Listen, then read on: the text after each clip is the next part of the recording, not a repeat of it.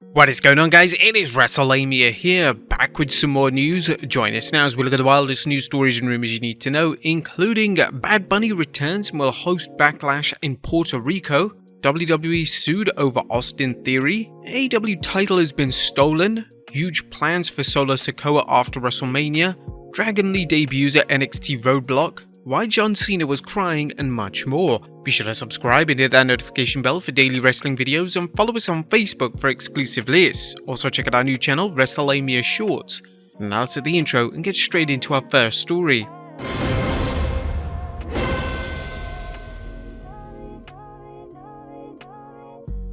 Our first story looks at breaking news as Bad Bunny will host Backlash in Puerto Rico. On top of today's news is a breaking report concerning rapper and occasional WWE superstar Bad Bunny. The WWE released a statement today that Bad Bunny will host its 6th May PLE Backlash. WWE today announced that the two-time Grammy Award-winning and global recording artist Bad Bunny will host Backlash on Saturday, May 6, live from the Coliseo de Puerto Rico Jose Miguel Agrelot in San Juan, Puerto Rico. As this is the WWE's first PLE in Puerto Rico since 2005's New Year's Revolution. Bad Bunny mentioned the 2005 event, saying, "In 2005, when I was a kid, I wasn't able to attend New Year's Revolution at El Coliseo. Finally, 18 years later, WWE returns to the island with a massive event, and this time I won't miss it." WWE continues to expand its PLE market, as seen by this year's announcement that Money in the Bank will take place in London, England. Triple H discussed Backlash and Bad Bunny's role, saying, "We're excited to bring Backlash to San Juan as the demand for WWE premium live events outside the continental United States continues to grow. Bad Bunny is one of the world's most popular entertainers, and nowhere is that more evident than its native Puerto Rico." Now it appears WWE has dropped the name WrestleMania Backlash and returned the event to its previous name, Backlash. This may reflect Triple H's apparent policy of ditching pay-per-views that constrain his creative team. For example, Hell in a Cell is believed to have been scrapped as a PLE, with the idea that Hell in a Cell matches will take place when they fit a program. Likewise, Triple H may be looking to avoid the idea of forcing rematches from WrestleMania immediately after the showcase of the Immortals.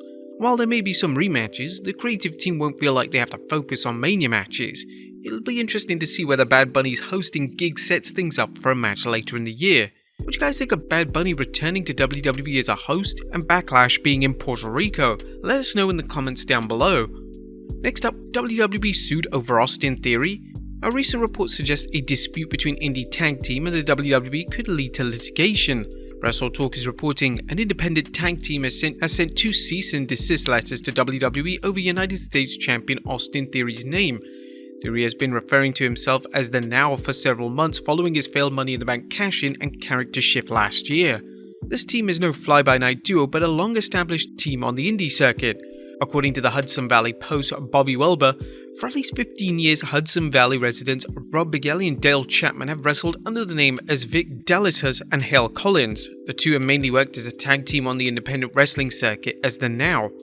They explained to the Hudson Valley Post that my initial reaction was shock because of the fact that we've had it copyrighted since 2006, and there's many people in WWE who know Hale and I know our names, and now we own it. They also tweeted, "It's weird that John Cena's time is now and Theory is the Now, but neither one of them actually live in the now because, trademarks. Do you think WWE will respond? Or will it end up in court? Let us know in the comments down below." Next up, AEW Title Stolen. Now, things have gone from penthouse to the outhouse for Wardlow. AEW's Mr. Mayhem recently recaptured the TNT Championship from Samoa Joe, but now it appears someone decided to take the belt from Wardlow. The big man took to Twitter sharing a video of the aftermath of the car break-in. Broke into my rental car and took absolutely everything from me. My TNT title, my gear, my boots, my whole life were in those bags.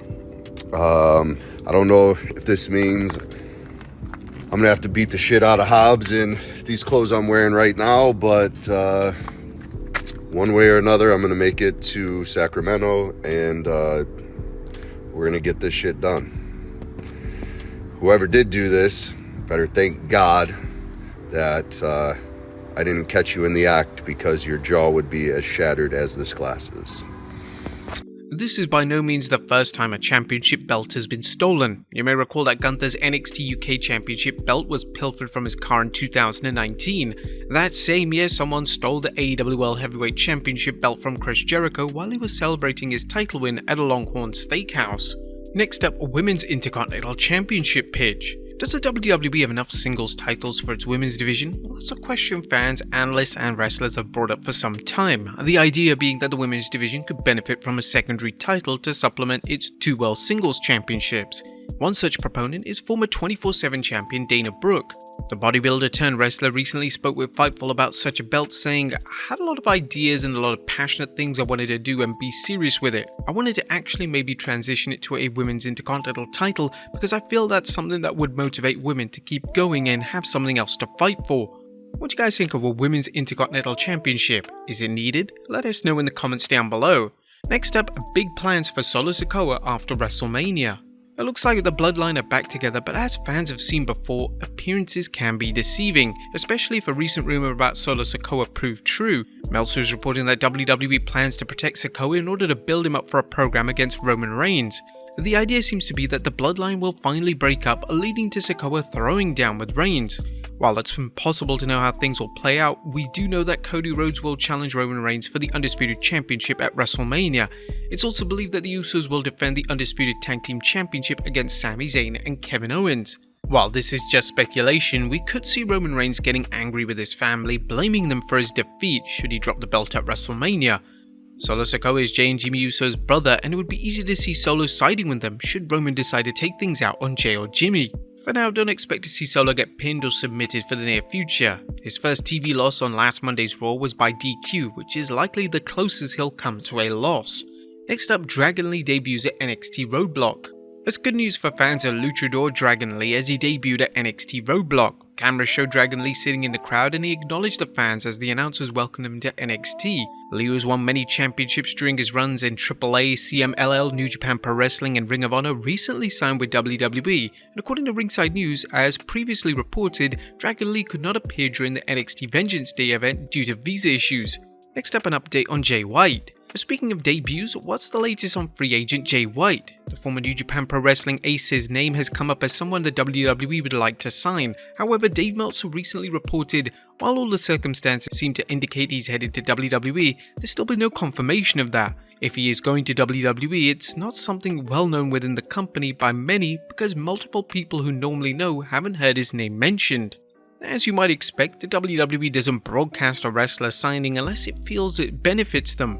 For example, while there were rumors that Cody Rhodes was going to sign with WWE in 2022, the company kept things quiet until the American Nightmare's debut at WrestleMania 38. Next up, an AEW star returning from injury. It looks like Andrade is on his way back to AEW.